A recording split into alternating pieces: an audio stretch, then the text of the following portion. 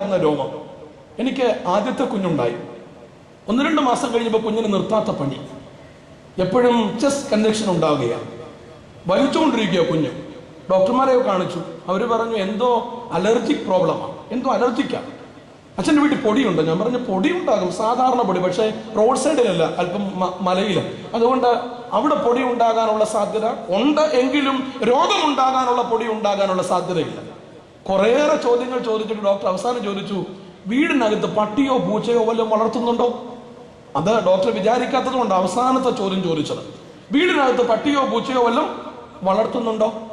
ഞാൻ പറഞ്ഞു ഉണ്ട്, ഒരു പൊമറേനിയൻ പട്ടിയുണ്ട്. അച്ഛാ, ഇന്ന് ചെന്ന് ആദ്യം ആ പട്ടിയെ പുറത്താക്കണം. അതിന്റെ രോമങ്ങളിൽ നിന്നും ഉണ്ടാകുന്ന ചെറിയ ഫംഗസ് അല്ലെങ്കിൽ അതിന്റെ രോമകൂപങ്ങൾ, ഇത് നിങ്ങൾക്ക് പ്രതിസന്ധി ഇല്ലെങ്കിലും ഈ കൊച്ചിന്റെ ചെസ്റ്റിന് അത് താങ്ങാനൊക്കുന്നില്ല, ഫംഗസ്. അതുകൊണ്ടാ ഈ കുഞ്ഞിന് രോഗം. പ്രിയപ്പെട്ടവരെ, ഞാനും എൻ്റെ ഭാര്യയും കൂടെ മടങ്ങി വന്നത്, അങ്ങോട്ട് പോയത് 40 കിലോമീറ്റർ സ്പീഡിലാണെങ്കിൽ 80 കിലോമീറ്റർ സ്പീഡിലാണ് വന്നു. വാഹനം നിർത്തി, ഭാര്യയും കൊച്ചും വെളിയിലിറങ്ങുന്നതിന് മുമ്പ് ഞാൻ വീടിനകത്തേക്ക് കയറി. പട്ടിയുടെ ചെവിക്കും കഴുത്തിനും കൂടെ ഒറ്റ പിടുത്തം പിടിച്ചിട്ട് വെളിയിലേക്ക് ഒരു ഏറെ എന്നിട്ട് പറഞ്ഞ് പോ പട്ടി എന്ന് പറഞ്ഞു. അതിനു മുമ്പ് വരെ ആ പട്ടി എനിക്ക് എന്തായിരുന്നു? പെറ്റ് ആയിരുന്നു.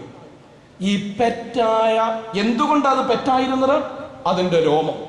ഈ രോമം എനിക്ക് പെറ്റായിരുന്നുവെങ്കിൽ ഈ രോമം തന്നെ അതിനെ നിഷ്കാസനം ചെയ്യാനുള്ള സാധ്യതയുമായി.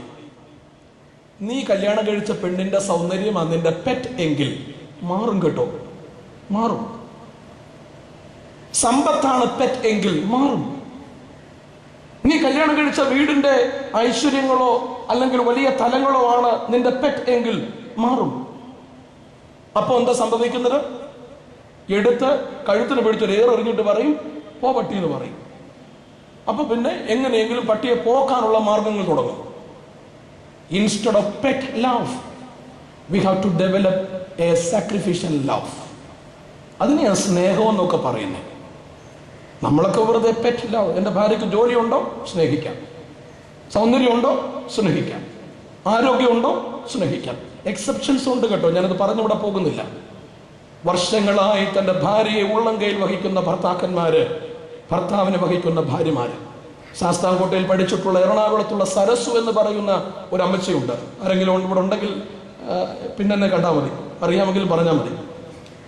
ഞാൻ ഇടയ്ക്കിടയ്ക്ക് യാത്ര പോകുമ്പോൾ അവിടെ ചെല്ലാറുണ്ട്. ഭർത്താവ് തടന്നു കിടക്കുകയാണ്. ഇപ്പോൾ ഉണ്ടോന്നറിയില്ല, കുറെ നാളായിട്ട് ബന്ധങ്ങളില്ല. സരസുവിന്റെ ഭർത്താവ് പറഞ്ഞ വാക്കിതാ, പക്ഷേ കർത്താവിനെ തൊടുന്നതിന് പകരം എൻ്റെ ഭാര്യയെ തൊട്ടാൽ മതി. കർത്താവിനെ തൊടുന്നതിന് പകരം എൻ്റെ ഭാര്യയെ. 18 വർഷങ്ങളായി ബെഡ്റിഡനായിട്ട് ആ ഭർത്താവ് കിടക്കുകയാണ്. കേൾക്കുന്ന പ്രിയപ്പെട്ടവരെ, instead of pet love we have to develop a sacrificial love. Super glue എന്ന് പറയുന്ന പശയുടെ പരസ്യം എല്ലാവർക്കും അറിയാം, ക്രിക്കറ്റ് നടന്നുകൊണ്ടിരിക്കുകയാണല്ലോ. ആ പശയുടെ പരസ്യത്തിലെ ഒരു വാക്ക് ഇങ്ങനെയാണ്. സൂപ്പർ ഗ്ലൂ എന്ന് പറയുന്ന പശയുടെ പരസ്യത്തിൽ അവര് വാഗ്ദാനം ചെയ്യുന്നത് ഈ പശ എല്ലാത്തിനെയും തമ്മിൽ ഒട്ടിപ്പിടിപ്പിക്കുന്നതാണെന്ന്.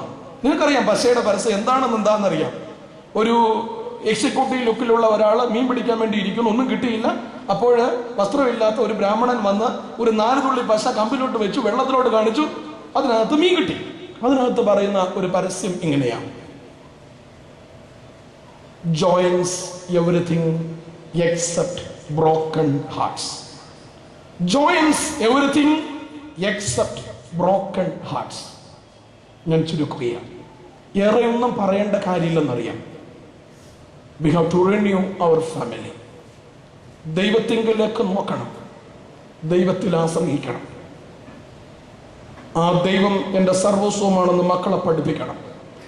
കല്യാണം കഴിക്കുമ്പോൾ മാത്രമല്ല പ്രീ മാരിറ്റൽ കൗൺസിലിംഗ് ആവശ്യമിരിക്കുന്നത്.